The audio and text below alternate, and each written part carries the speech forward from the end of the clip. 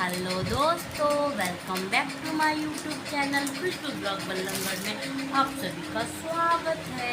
उम्मीद है दोस्तों आप ठंडे ठंडे मौसम में स्वस्थ और मस्त होंगे। दोस्तों तो 3 दिन से जो गर्मी भयानक पड़ रही थी ना, अचानक बारिश होने से ठंडा ठंडा मौसम हो गया है। तो आप सब बताइए किस किस से यहाँ पर बारिश हुई थी। हमारे यहाँ तो कल खूब बारिश हुई थी दोस्तों, जिससे मौसम एकदम चिल हो गया और इतना ठंडा हो गया ना। फिर खुशबू तो मज़े ले लेके सो रही है, उसका तो उठने का मन ही नहीं कर रहा है। आप यकीन नहीं मानोगे दोस्तों, आज उसको बड़ी मुश्किलों से उठाकर मैंने नहलाया। नहीं कह रही है नहीं मम्मी मुझको सोने दो सोने दो। और देखिए दोस्तों, आज मौसम भी ठंडा है तो मेरा भी सूट पहनने का मन कर गया, वरना तो पूछिए ही मत, सूट तो पहने ही नहीं जाता है। टी शर्ट वगैरह ही डाल कर रहूँ वही अच्छे लगते हैं, और सूट में तो मुझे इतनी गर्मी लगती है और फिर घमौरियाँ होने लगती है। पता नहीं हम लोगों को क्यों होती है, हमारे अड़ोसी पड़ोसी में उनको तो कभी होती नहीं है। पता नहीं हम लोगों को इतनी गर्मी क्यों होती है, माँ बेटी को। हालांकि इसके पापा भी, उनको भी नहीं होती, लेकिन मुझे और खुशबू को बहुत ज़रूर घमौरी होती है। लेकिन छोड़िए ना, घमौरी को बोलते हैं टाटा बाय बाय। आज का मौसम अच्छा है। और खुशबू सबको इंट्रोडक्शन दो अपना, हाय बोलो, वेलकम करो। क्या खा रहे हो आप? चिप्स खा रहे हो? सबको बोलो आप भी खा लीजिए, आ जाइए और मुझको ढेर सारा प्यार दीजिए। ओहो, और अपने नए नए दोस्त बनाइए। मैं कहा हेलो दोस्तों, हेलो बोलो, हेलो। मैं क्यूट सी खुशबू। बोलो, बच्चा बहुत क्यूट है दोस्तों। मैं जैसे बोलती हूँ ना वैसे बोल के सुनाता है। मतलब क्यूट सा बच्चा। कभी इसके बोलने पर ना मुझे बहुत चिंता हुआ करती थी कि बोलेगी कि नहीं बोलेगी, क्या है क्या नहीं। दोस्तों ये जब छोटी थी ना तो मेरी मम्मी, मेरे पापा ने और जो मेरी छोटी बहन है उन्होंने बोला था कि इसके कंधवा है, जीप चिप मतलब होता है नीच के नीचे, जीप के नीचे।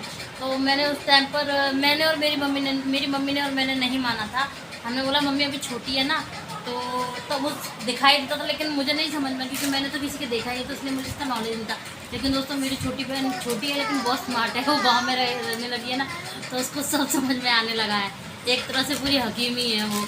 तो उसने बताया था कि इसकी जीभ चिपकी हुई है, कटवा दे, लेकिन मैंने नहीं कटवाई थी। लेकिन जब ये थोड़ी बड़ी हुई ना तो डैडी पापा तो बोलने लगी थी, लेकिन कुछ और चीज़ें नहीं बोलती थी। तो हमने इसको कई डॉक्टर के पास, हमने इसको सरकारी में भी दिखाया, प्राइवेट में भी दिखाया, लेकिन कोई कुछ बोलता कोई कुछ बोलता। और दोस्तों फिर बीच में कोरोना आ गया तो पूछिए ही मत, कभी डॉक्टर ये बोलते अभी इसको सर्दी हुई है, कभी इसको खांसी हुई है, तो इसका मतलब इसका वो तलवा काट के नहीं देते थे। मैं बड़ी परेशान हो रही थी। मैं सोच रही थी दिन ब दिन ये बड़ी होते जा रही है और ना कोई काट रहा ना कुछ, आगे चल के बहुत दिक्कत हो जाएगी। तो फिर एक दिन पापा मेरे गांव में ही थे। मैं चाचा की लड़की की शादी हुई थी तो पापा गांव से घर नहीं, महाराष्ट्र नहीं गए थे, पापा गांव में ही थे। तब मैं अपने हस्बैंड को लेकर इसको लेकर के गई थी। तब मैंने गांव में, पापा ने एक डॉक्टर बताए थे, वो डॉक्टर अंकल बहुत अच्छे थे, वो हमारे गांव में ही हैं। उन्होंने इसका तलवा काटा था।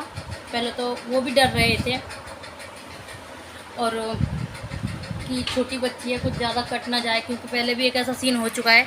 वो बताते हैं कि एक डॉक्टर ने काटते काटते एक बच्ची का तलवा काटा था ना, तो वो इतना ज़्यादा कट गया था कि बच्ची की जान चली गई थी। वो डॉक्टर को जेल हो गई थी, क्योंकि डॉक्टर को नॉलेज होता है, इंसान को नॉलेज नहीं होती है। तो वो भी डर रहे थे, लेकिन ये ज़रूरी था, क्योंकि उन्होंने ऐसा पहले भी किया हुआ है कई लोगों का। और मैंने तभी उन अंकल को दिखाने की सोची थी, क्योंकि उन लोगों ने 2-3 लोगों का ऐसा किया है तो वो ठीक हो गए, इसीलिए मैं यहाँ से अपने गाँव गई थी। तो उन डॉक्टर ने पहले थोड़ा सा काटा था, तो जिसके बाद ये थोड़ा सा बोलने लगी थी। लेकिन फिर भी हम लोग चेक करते थे कि इसकी ज़बान ना, हम लोग जैसे हमारी ऐसे निकलती ना, इसकी नहीं निकलती थी। जैसे मेरी ऐसी नोक वाली है ना, इसकी नहीं निकलती थी, और इसकी ऐसे यहीं पे अटकी रह जाती थी, ऐसी और यूँ हो जाया करती थी, ऐसे रहती थी। और हम ऐसे उठाते ना तो इसकी ऐसी ज़बान नहीं उठती थी। देखिए अब उठती है। खुशबू ज़बान उठा अपनी, बाहर निकालो, बाहर निकालो। हाँ, ऐसे जैसे अब निकालती है ना दोस्तों, ऐसे पहले नहीं निकलती थी और ना ही क्लियर बोल पाती थी। लेकिन जब फिर हम एक बार लेके गए, फिर हम थोड़ा सा और रह गया था, फिर हमने दूसरा चक्कर लगाया। उसके बाद जब उन्होंने काटे तब से अब मेरी बेटी क्लीन बोलने लगी है। दोस्तों मुझे ना बहुत डर लगता था, क्योंकि ये बेटी एक पराधन होती है, अगर ऐसा कुछ होता तो पता नहीं मेरी बेटी को क्या होता। बच्चे इसको चिढ़ाते, कोई हकली, कोई चौथली, कोई कुछ कहता। तो मैं ये नहीं चाहती थी अपनी बच्ची के ऐसा मेरी बच्ची के साथ कुछ हो। हाँ, सबको ऐसे करके दिखाओ, ए ए। अगर दोस्तों अगर किसी के बच्चों को ऐसा है तो प्लीज़ बचपने में ही देख लीजिए और केयर कर लीजिए, क्योंकि जब हाँ डांस करो, बचपने में ही केयर कर लीजिए, क्योंकि बच्चे में जब बच्चे छोटे होते हैं ना तो हर चीज़ एकदम कच्ची और नाजुक सी कली होती है, तो जब सही हो जाता है और सब कुछ नसें वैसे सब बच्चे की नाजुक होती है, तो तब उस टाइम अगर कुछ चीज़ भी की जाए ना बच्चों के साथ तो वो ठीक हो जाती है। लेकिन जैसे बच्चे बड़े हो जाते हैं, हड्डियाँ वगैरह नसें वगैरह सब मजबूत होती है, तो बड़े होकर और दिक्कत देती हैं। और दोस्तों मेरे बेटे के साथ तो एक और प्रॉब्लम है, पता नहीं इसके कान के पीछे यहाँ पर गांठ हो रही है और मुझे उसकी चिंता होने लगी है। मैं इसको डॉक्टर के पास लेके जाऊंगी, पता नहीं वो क्या हो रहा है। मैंने रात को ही मेरा ध्यान गया उस नस पे। जब ये छोटी थी ना तब वो इतनी सी थी, अब तो वो इतनी बड़ी हो गई है। तो मैंने जब हाथ लगा ना कल रात को, हे भगवान, तो बहुत बड़ी हो गई है। छोड़ो ना बेटा, छोड़ो ना। तो मैं लेके जाऊंगी, डॉक्टर को दिखाऊंगी।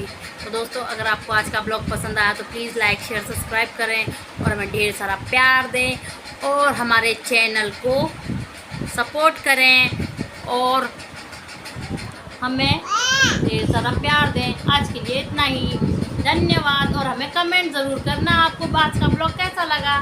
बाय।